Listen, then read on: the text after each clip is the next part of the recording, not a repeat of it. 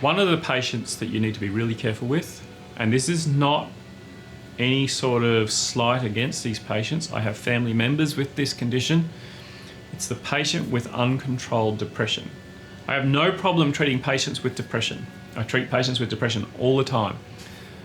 But uncontrolled depression and complex dentistry should never ever go together unless they didn't tell you. How do I know this? The first time I ever came across this was a patient who I had done an all-on-4 treatment, and then the patient came back and thought that they were poisoned and that they had giddiness and they had dizziness and they had all sorts of issues, and eventually demanded, because the implants were poisoning her, to have the implants surgically removed. And then once I did that, she complained that her denture was loose. No kidding.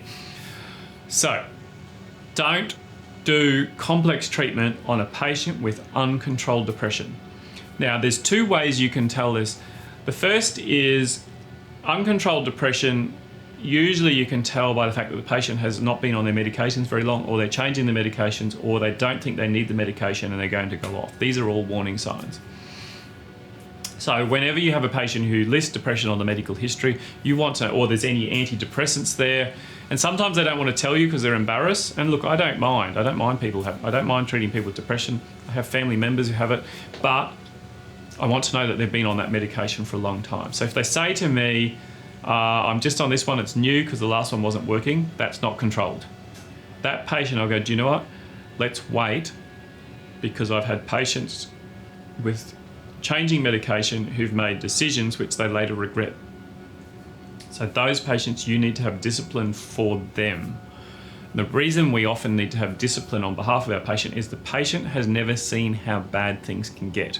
So often the patient thinks, they've got one friend who's had a denture and they're happy, and they come in and go, I want a denture and I'll be happy. But you know that for every person who's happy with their denture, there's 3 that hate them. So it's your job to have discipline on behalf of the patient. So never ever do complex treatment. And that includes rehabilitations, cosmetic work, large-scale implant treatments, any sort of multidisciplinary treatment that will take time. Any of those things, if the patient has not been on the medication for a while and been stable, say no. And it's the right thing to do as a professional. As a professional, it is your job to not treat a patient until they're sound and well, and that doesn't just mean physically, it also means mentally, which is part of physically, really. So that's my top #1 tip for complex work, is don't do complex work on a patient with uncontrolled depression. They'll make both of you regret it.